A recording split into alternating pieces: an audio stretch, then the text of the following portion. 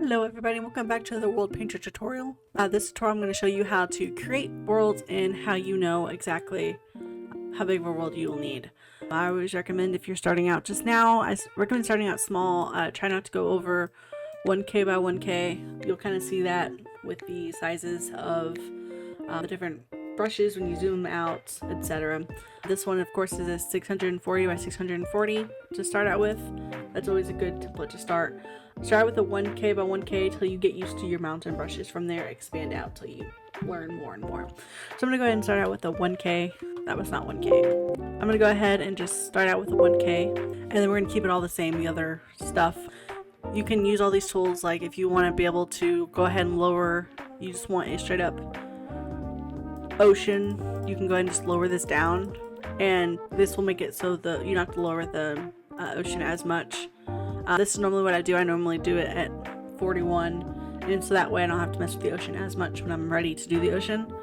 So we'll just go ahead and just leave it that way. I like to also disable beaches. You don't need beaches on. Beaches just... when you raise the terrain, you'll see patches of sand and etc. raised with it. It's not necessary. So you can go ahead and leave the surface material grass if you want to do grass. If you're going to do like a snow one, you can go ahead and put it as snow, but it's a little harder to see. But I do recommend grass because you can see the dirt when it raises. So you can name the world whatever you want. So yes, I just need to test. So this is what it'll look like. You can go ahead and just, we'll go through the brushes. So you have the spray paint tool, which let's go ahead and raise up some terrain real quick so you can kind of see. So for the brush tool, you can pretty much brush whatever's there with whatever terrain you choose from the terrain tab or whatever custom terrain that you've made. So we'll go ahead and just say, for example, sand. You want all this to be sand, it'll paint sand, and that includes anything that is touching it. Anything you smear your brush over will be sand now. What I do recommend is, if you don't want your underwater and etc. to be sand, use your options over to the right hand side of your screen. But otherwise, I don't recommend smearing your brush everywhere. I recommend always having those parameters for the brush to follow. Next up is the pencil tool, which is great for annotations and rivers. Definitely don't forget this exists. Danny Pan made a perfect river generation script. It's kind of like the river scripts that was made forever ago. Danny Pan, I believe it was Danny Pan, made a fantastic river tools, so you can make pools of water and etc. based off annotations. I will link that in the description also. It's absolutely fantastic if you're starting out and you don't want to mess with rivers. Rivers are very tedious. So just kind of show you, you can also use it to paint on terrain if you want. If you want to be like very specific about where your terrain is in terms of patches, etc. But annotations is a good way to plan out your world. So all this will export as wool on the terrain. So whenever you use, like if you want this to be a river, you'll be able to tell the options or the criteria for your brush to only select the orange annotation, etc. It's very useful. Definitely check out that script whenever you get to that point. Don't forget about it. So the bucket fill is it'll fill up the world in which it's kind of like the fill tool, which I'll show you in a few minutes, depending on where it is on the terrain. Will depend what it fills with. You can fill the terrain with whatever terrain you want with that fill bucket. So the entire terrain is now this dirt. That's very self-explanatory. It kind of helps change certain parts of the world. There's also the text tool. You can text stuff on it. I've never really used it, if I'm being honest. I don't really know what it does. I don't really find a use for it, but I'm going to imagine that you just click where you want it and then you can just, I think it's supposed to show up, but I'm not for certain. Once again, I've never used it. I've never used it in my life. The flood tool, of course, you can raise the water, etc. It's very easy, very self-explanatory. Anything that has, it's kind of like the fill brush tool on the paint.net stuff, where like if you mess with the terrain here and lower it, it'll only fill that anything below there. So if you go any more up, it'll flood it. So it's very easy for making like those patches of water, etc. So next art tool is the same thing with the lava tool. If you have any lava that you want to flood somewhere, you can use this tool. And of course, same thing. It floods the terrain otherwise. Next is the sponge tool. It drains any water from the area in which you are like dragging your brush. So if you're wanting to lower your terrain lower than this, so let's just say for example that you're wanting to make the middle part of this island right here lower than the water level. As you know, water will automatically spawn in when it's below water level. You'll be able to take that sponge brush and suck it up. So that terrain there will be completely dry out, and it'll actually be the terrain and not the ocean. This makes it with variation up and down mountains, making that lower points in the world very important. But that's exactly what that one does. You can use it for terrain, for the ocean, but just keep in mind that when you export it, you'll have a big wall of water that'll still flood it, unless you've built something there to kind of hold that water in. So next we have the eyedropper tool, where you can select anything that's on the terrain. So coarse dirt, pretty much, so anything on the terrain. So if I fill up this little area right here with sands, and this area here with gravel, and this area here with whatever that is, and then this with clay, I'll be able to select on the terrain of what exactly I want to select. So here we have clay, and then here we have sand, stone, andesite. So it works with biomes also. So if you have like a biome layer painted down like this, and you have some cherry blossom and all that great stuff, you'll be able to see both layers that are layered over the top, as you can see. So it's not just like certain things you see. As for the terrain that's under it, like the andesite, etc., since it fills up per the block, you'll never be able to have two types of terrain unless you make a custom terrain where it's a layer, then it'll be in the same layer. But otherwise, it'll always say one type of terrain and what other else you have painted in that area, which will mostly be layers. It'll never be terrain or flowers, the custom layers. We'll get to that later, but it'll never be anything related to terrain. It'll only be for biomes and layers in your layers, pretty much. Next we have the ground raise layer. As I said earlier, you can use it to raise up and lower your terrain.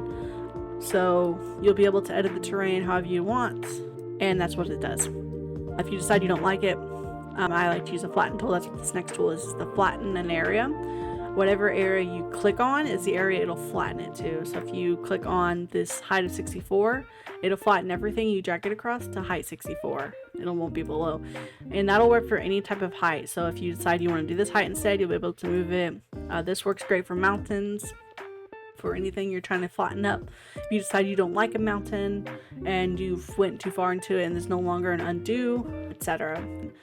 It's especially nice if you decide that you're going to take a break from WorldPainter, you come back later and you decide, hey, I don't like that mountain anymore. Obviously you can't undo that since you've saved it and left the program. The flatten tool would be great for that. It's great for flattening around where you want your rivers to go, so it's easier for you to smooth later, etc. There's tons of uses of the flatten tool. I like to use it specifically for mountains to make them less tedious and up, so it's easier to walk in survival. Next we have the smooth tool, which I will need to use the mountain tool for real quick so I can kind of show you. So as you can see here, you can see that this part is super rough. The smooth tool will take it and will smooth it out so it's more smoother cornered. And I can kind of show you also in 3D view. So as you can see that this area here, this is super rough, and I'll go ahead and just turn it back into grass so it's easier to see as well. I know that might be a little hard to see. Okay, so as you can see over here that this area is super smooth, and you can continuously smooth it, etc. This area over here is rough. You can see in real time right now as I smooth it. As soon as I click off, you'll see that the area is smooth now, and that's what it looks like. It's smooth. It's good for anywhere you're putting a river and you want there to be a smooth transition downhill. If you want any of the edges of the mountains at the bottom to be super smooth so rivers can flow correctly for players to walk up, etc. Just don't smooth over the entire part of your mountains. You do want them to be mountains, but to smooth those areas in which players can walk through, pretty much. Alright, and then next we have the raised mountain, which I showed you in the first one, kind of what it does. It raises the mountain from the ground. I don't ever really use this tool because it does look very bad in 3D mode, which means it's going to look bad in game as well. I only ever use this if I'm going to use it for cliffs. I will say it does do great cliffs, but I do not recommend it for just your mountains all over your map. If someone else knows a better way to use these, I definitely recommend, but I will say that these cliffs that you can like drag it, you know, it kind of makes it outwards like this. This is exactly what it does. It just, as you can see here, it makes okay cliffs. Let me turn that so you can see it. But it makes okay cliffs. It makes pretty good cliffs and layers it out, etc. Obviously depends on what brushes you use and all that fun stuff, but I will say I do recommend this one for cliffs. It actually makes cliffs look really good, but I do not recommend making a mountain like you did here out of it because of how it looks when you make it. It makes it super tall and rocky, clumpy. If you want to make big rocks in the terrain, like for people to like just for rocks, you can probably use it for rocks, but I don't recommend it for mountains. Okay, next on the list is the spawn, change spawn point. If you don't want it to be 0, for any reason, if you don't want it to be in the middle of the map, you can change it to like over here, or over here, or over here. It's just pretty much anywhere with terrain. You can change your spawn location to be without having to be in game. The next one is the global operations. This is a big menu, which is definitely one that you can consider to use in the beginning. Of course, it has like the filling, the brush, same thing. You can reset the layers of the theme. The theme you can set later, I'll show you that. The theme can be set so you can follow your world theme if you want it to be certain things above certain criteria, etc. This is just reset all water, lava. I never really use that feature. I'm going to imagine it undrains stuff when you've used your sponge tool. You can raise the terrain height to a certain level. You can also the height by set terrain height, etc. And you can literally just tell it inside the selection, outside the selection, etc. Once again, it's a criteria I'll have to show later. But the fill with layer is just your layers options. It'll fill the entire world all the way across with this certain layer. So if you're wanting resources to, go across the entire terrain, etc., populate. I wouldn't ever recommend using read only unless you really want to make this a map that no one else can edit, or well, you can't edit it anymore after you put it on. I think I'm not sure. I never use it because I'm scared to use it. And then of course you can remove a layer if you have any layers actually on the map. You can fill it with the biomes, the entire map with one biome. You can use it one biome. You can make automatic biomes permanent, so it always sticks with it. You can reset them back to automatic if you select this option. You can add to your selection or remove from selection. And of course there's also these other tools at the bottom as well for change height. So you can extend that with the data pack. This is with the data pack. If you decide you want to raise up the terrain to make a mountain, 1,000 feet or 1,000 blocks, I will say is that Bedrock players will no longer be able to download this map because I don't think the data packs work the same unless it's in like a Java brand server where they can connect. I don't think that the data packs work the same for this. In other news, if they want to do it for Bedrock, you'll need to convert it over to a Bedrock file. You can't just use Bedrock. But yes, if you select anything above the normal limit, so 320, or anything below it, you'll get a data pack within the file that will need to be ran with it. And I do believe that that's very specific. It's the same thing with the lower. If you want to lower it, it's also a data pack. And then of course you got the scaling, etc. The rotate will it rotates the entire dimension. The shift is just will shift everything over by whatever axis.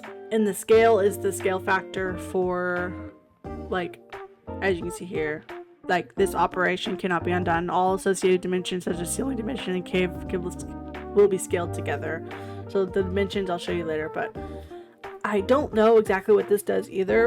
I'm going to assume it can make it a 1-to-1 scale of like, okay, see, so it changes your map size pretty much.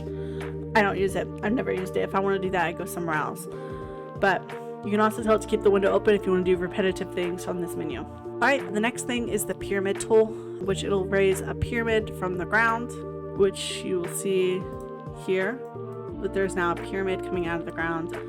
It makes it sand automatically because, sand, pyramids, etc. But you make them out how big, however small. It's pyramids. And this one's just the opposite way of pyramids, just makes it the other direction. And that's all it does, it's just pyramids. This one's the edit selection, so you're able to edit or shrink your selection. So this is all the selection right here. So if you're only wanting the criteria to edit in this selection and you let's say that over here, inside selection, and you only want it to change everything to path, you can then paint it path, and it'll only do the inside of the selection as such. So that's what it does. Just you can select certain parts. You can use a different tool as well and make it circle, and you can be very specific with it, and you'll be able to be way more specific.